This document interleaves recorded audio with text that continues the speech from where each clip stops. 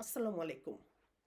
আমাদের বিপ্লব পরবর্তী সরকারের সবচেয়ে গুরুত্বপূর্ণ পদ দখল করে আছে ডক্টর ইউনূস। এরপরে দ্বিতীয় গুরুত্বপূর্ণ পদ আমার দৃষ্টিতে অ্যাটর্নি জেনারেল। অনেকে দ্বিমত হতে পারেন, কেউ বলবেন ফরেন মিনিস্ট্রি, কেউ বলবেন যে আপনার হোম মিনিস্ট্রি। বাট আমার দৃষ্টিতে অ্যাটর্নি জেনারেল।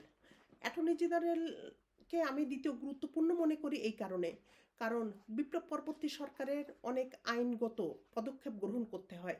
সেক্ষেত্রে একজন জাদ্দেল অ্যাটর্নি জেনারেল, দেশপ্রেমী, যে বিপ্লবের স্পিরিট ধারণ করে, এটা খুবই গুরুত্বপূর্ণ।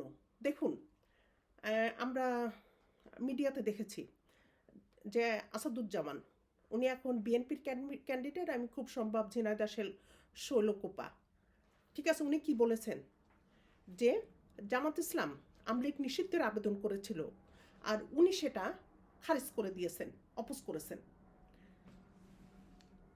তো এখন আপনি বুঝেন, এই ভদ্রলোক ছিলেন খালেদা জিয়ার অ্যাডভাইজরি কমিটিতে। উনি সেটাকে ব্যবহার করে, আপনি ধরেন যেটা আমি বলবো, যে অনেক লবিং করে সে যে বিএনপির ডেডিকেটেড কর্মী, সেটা প্রমাণ করে সে অ্যাটর্নি জেনারেলের পদটা দখল করেছেন। কিন্তু আপনি দেখেন, উনি এই পদে থাকাকালীন উনি কার পারপাস সার্ভ করেছেন? উনি কিন্তু বিএনপির পারপাস সার্ভ করেননি, উনি পারপাস সার্ভ করেছে আওয়ামী লীগের।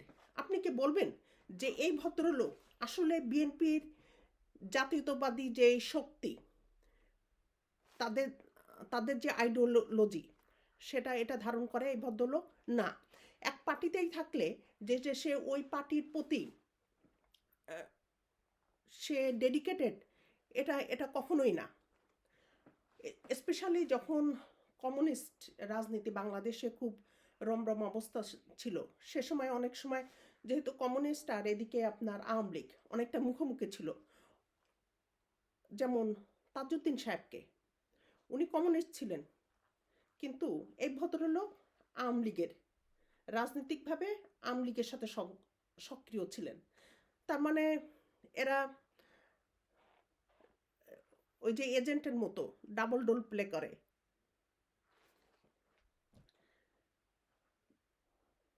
যেমন বিভিন্ন দেশের গোয়েন্দা বাহিনী যে ডাবল এজেন্ট থাকে, একই টাইপের। বিএনপি যাকে পদে বসাইছে যে তাদের মনে করে, ঠিক আছে, কিন্তু সে আসলে বিএনপির না। বিএনপি একে আবার নমিনেশনও দিয়েছে। এই মুহূর্তে বিএনপি তো প্রথম সারির যে নেতা, তাদের দেশপ্রেম নিয়ে তো সারা বাংলাদেশের মানুষের কাছে প্রশ্নবিদ্ধ, তাদের দেশপ্রেম। কিন্তু এই বিপ্লব পরবর্তী সরকারের এত গুরুত্বপূর্ণ পদে আমি আমি বলবো যে এই ভদ্রলোক হলো ক্রিপ্টো আমলিক, যে বাইরে বিএনপি শো করে, কিন্তু আসলে সে আমলিক, কারণ সে আমলিগেরই পারপাস সার্ভ করছে।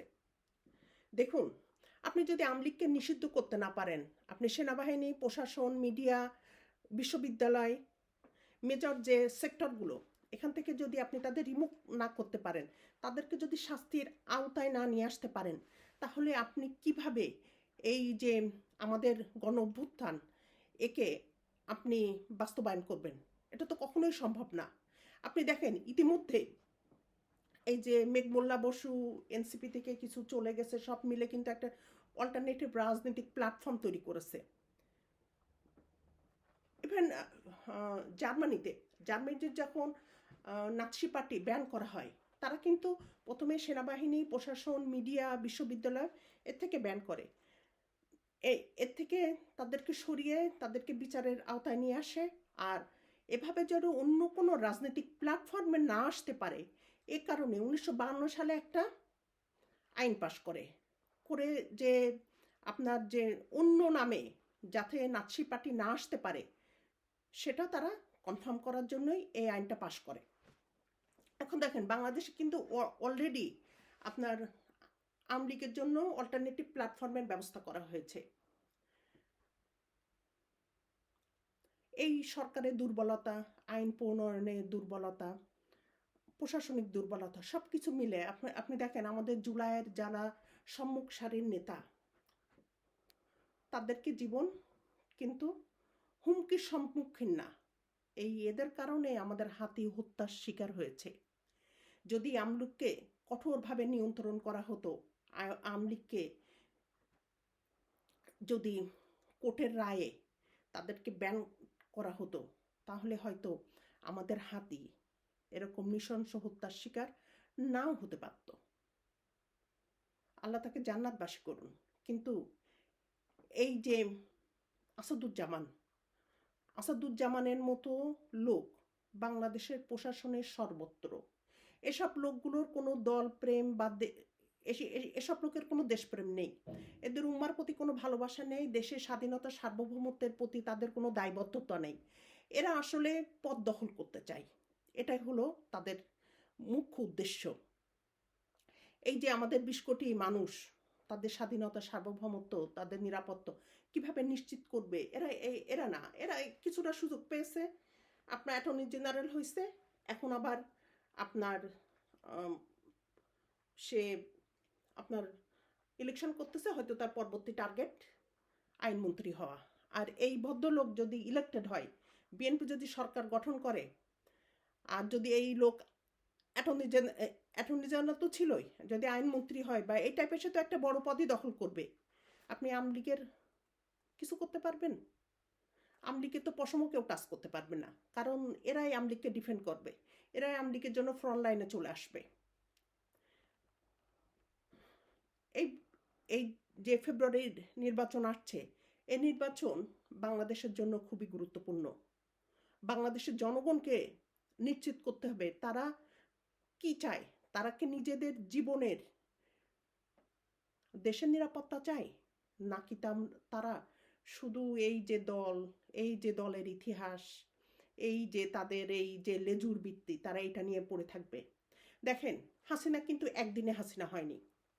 হাসিনাকে আমি ফেরাউনের সাথে তুলনা করি। ফেরাউনের যেরকম আর্মি ছিল, ফেরাউনের প্রশাসন ছিল, ফেরাউনের মিডিয়া ছিল, ফেরাউনের ভোটারও ছিল, বাংলাদেশের এই যে সেনাবাহিনীর যারা সমর্থন করেছে, এই যে প্রশাসন, এই যে বুদ্ধিজীবী গ্রুপ, এরা সবাই মিলে হাসিনাকে এই ডেভিল বানিয়েছে। তারাই হাসিনাকে এই লেডি হিটলার হওয়ার পথকে সুগম করেছে। ইভেন একদম গ্রামের যে কৃষক, যে ওই নৌকা মার্কা দেখে ভোট দিয়েছে, সেও কিন্তু হাসিনার এই হত্যাযজ্ঞের সহযোগী।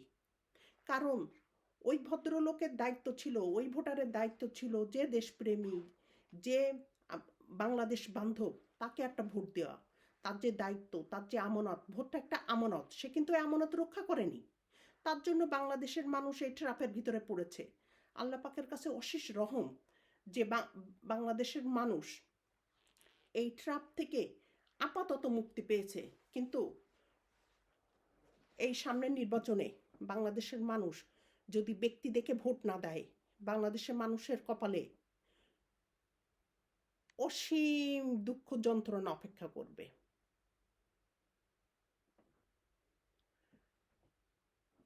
আমি আবারও বলবো যে বাংলাদেশের মানুষ, আপনারা আর এই প্রতীক দেখে, ইতিহাস দেখে ভোট দিয়েন না। আপনারা বর্তমান দেখে আর যে দেশপ্রেমী, তাকে দেখে ভোট দেন। আপনারা প্রতীক না দেখে ব্যক্তি দেখে ভোট দেন, তাহলে অন্তত একটা ভালো মানুষ আপনার পার্লামেন্টে যাওয়ার সুযোগ পাবে। আপনি যেমন একটা অসৎ মানুষের হাতে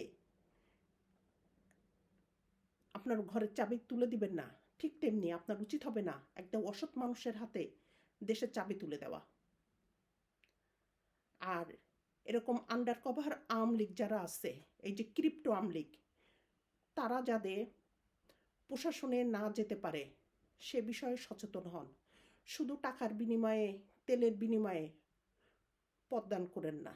তাদের যোগ্যতা, দেশপ্রেম দিয়ে তাদেরকে উপযুক্ত স্থানে যাক। একটা দেশের এটা হক যে যোগ্য মানুষ যোগ্য পদে যাবে। যোগ্য মানুষ যখন যোগ্য পদে যাবে, তখন সেই সুবিধাটা দেশ ও দেশের মানুষ সবাই পাবে। আপনারা যদি অযোগ্য, যাদের ভিতরে কোনো দেশপ্রেম নেই, এসব মানুষকে আপনারা বড় বড় পদে দেন, দিন শেষে কিন্তু আপনারাই ভিকটিম হবেন, দেশই ভিকটিম হবে, জনগণ ভিকটিম হবে। ভালো থাকুন সবাই। আসসালামু আলাইকুম।